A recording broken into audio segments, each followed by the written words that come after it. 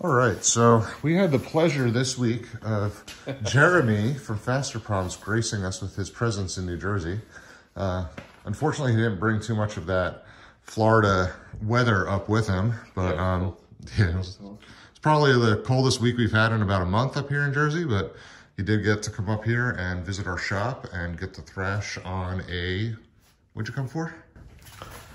Well, we built a 370Z and it was awesome. I mean, it was efficient, it was fast, it was, reached our goal. So it's pretty awesome. So what do you nice car. What do you plan on doing with it?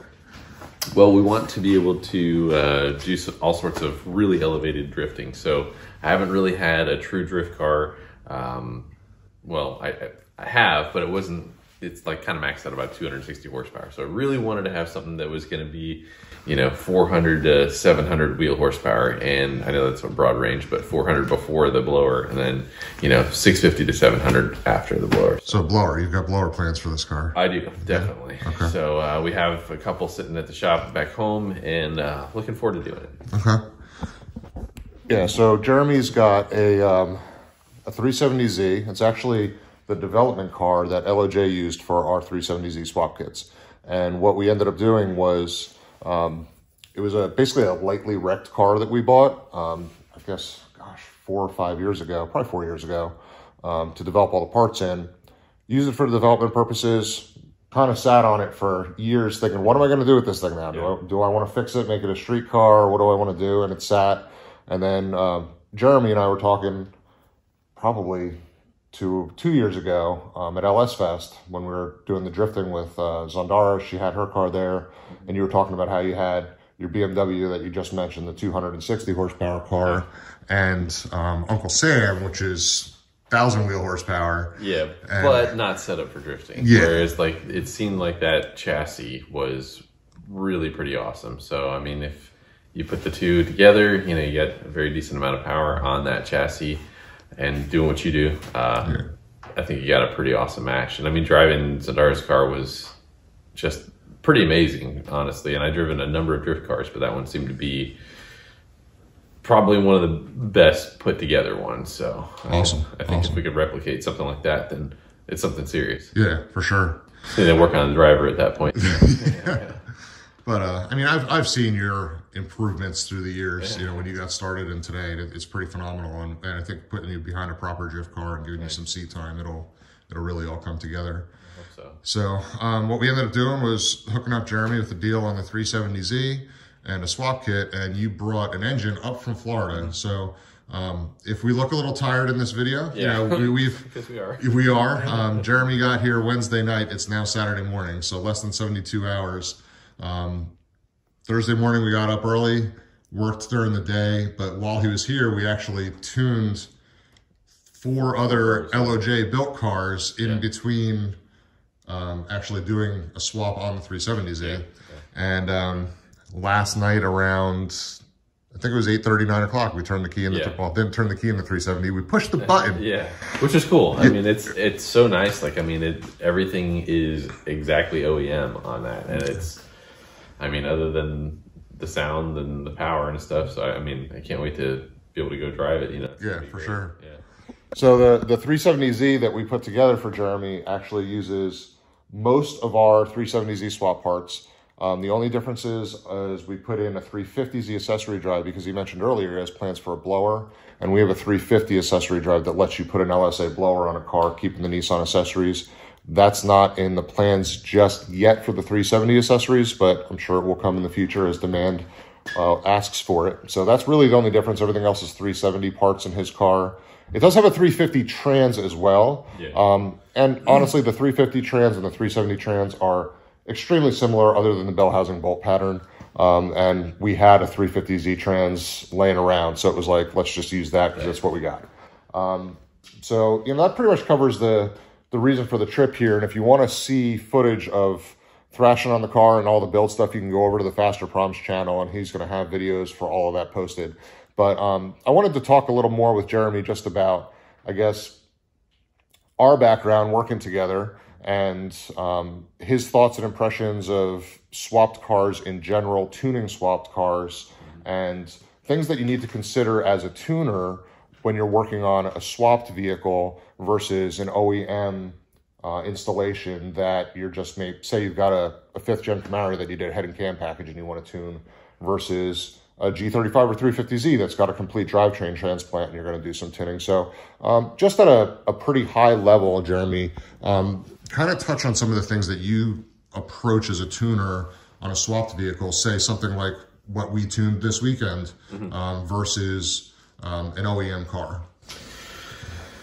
There's a lot of similarities, there's a lot of differences. So with what we were trying to do with our tuning school, we were having something that was almost like what we're calling our core values. There's certain things that you would most definitely do on every single car. So that would kind of be just like a template, if you will, that you're going to address all the time, every single car.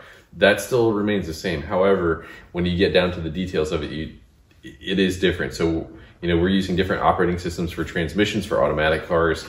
And you're adapting a lot of different transmission stuff. So that does make it a little bit more complex. Air temperature, the gearing of the car. I mean, a lot of your builds are, you know, everything's a little bit different as far as like just head cam or whatever. It's like, as far as it going in, that is like, you know, that is clean. It is well designed and engineered. However, this customer might want a bigger cam. That customer might want a different cam. Exactly. And then the characteristics of okay, this has an automatic trans. There's honestly a lot of differences, and the cold air, the load. There's so many different things. I mean, you have to kind of somewhat approach it with a blank slate. You know, some cars might be mass air, some cars might be speed density. It just depends on what somebody wants to build, because I mean, you do a lot of custom stuff. It's like, as far as the swap, that might be, you know, much more straightforward for you, but then it's like somebody's like, well, I think I want a smaller cam or I want a bigger cam. But yeah, the gearing and the transmission, we were going through some of that with some of the builds that we did, the last couple of days. Yeah. So just for instance, the cars that we did the last couple of days, there was 4 cars. There was actually a 2011 Nissan Xterra SUV that had a 6.2 6L80 combo in it, and it has slightly oversized tires from stock. But we tried to go like really OEM on that. We actually used the factory Nissan airbox on the LS setup, Nissan transfer case on the 6L transmission, and kind of a smallish exhaust and just a stage 1 truck cam. But what's interesting is when you do a swap like that, especially 6L swaps, what a lot of people don't realize is the ECM operating system needs to match the TCM operating system. So, you know, if you go to a junkyard and pick up a 6L trans, it'll work with any Gen 4 motor. But when you go to get your ECM, you have to make sure that the ECM OS matches the TCM OS within a certain window. I think there's a 1 or 2 year window for each TCM in certain applications. So what that does for Jeremy then is, a second car we tuned this weekend was a Infiniti G35 with a 418 stroker and a 6L90 trans, but that 6L90, I believe, came out of an Escalade. So he's starting his tuning process in a car with an OS and tune that was set up for a large SUV. And I'm sure that makes a lot of changes to make it function properly in a lighter vehicle. So yeah, that did, and the gearing was quite a bit different. So that took a lot of massaging. But once I had done one of the automatics, a lot of it went right over to the other automatic. But again, I had to kind of get there first, you know. So that took a while. It took a few hours of, you know, getting through, finding what the shift point feel needed to be and where it needed to be. So right. But I mean, having driven both vehicles now since the tune, I mean, it's awesome. I mean, they work flawlessly. The Xterra is great. I mean, that's going to be such a fun vehicle to drive every day and still have the 4-wheel drive and all that good stuff. So that's going to be a lot of fun. And then I think one of the quote easiest tunes that we did was the 350Z, and it was a cam and spring only 6.2 liter, made it to the stock 6-speed manual. I think manual transmission tunes are just so much easier because you're taking that whole transmission variable out completely. So definitely to streamline it, you know. Yeah, for sure. So, I mean, I appreciate you coming up and taking the time to tune these vehicles for us and taking the time to film and do this build on your 370Z. I'm really personally looking forward to seeing it on your channel and seeing your skills continue to grow in drifting. It's going to be great. That's the goal. Yeah, and hopefully we'll see you at LS Fest, actually drifting the car this year at LS Fest East. That's the main objective. Yeah, that was like last year I went with a overpowered car with but an underperforming chassis. So this time it should be hopefully, pretty even, I hope. Yeah, I mean, the aftermarket support available for the Z34 chassis as far as suspension mods, angle kits, and all that kind of stuff.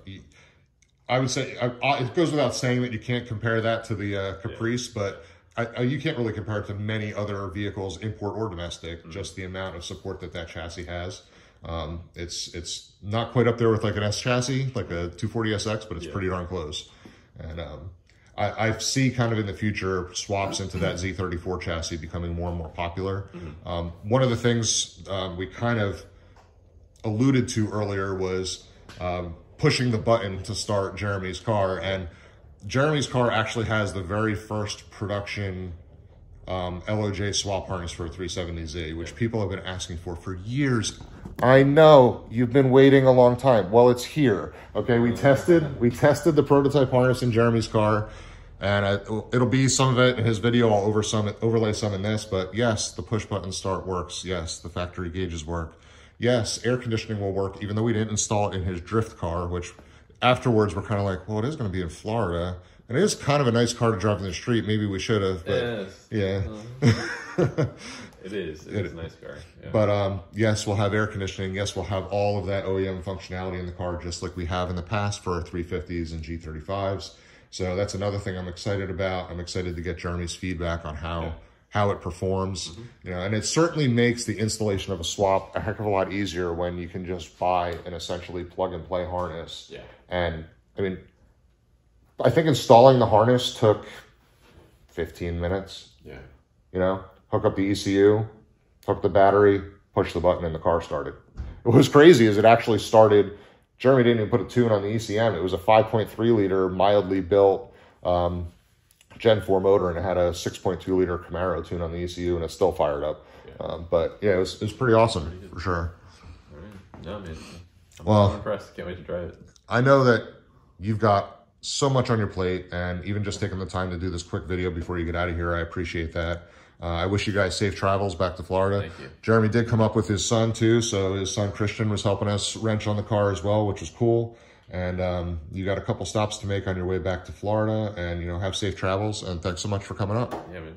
Thank you. All right, take care.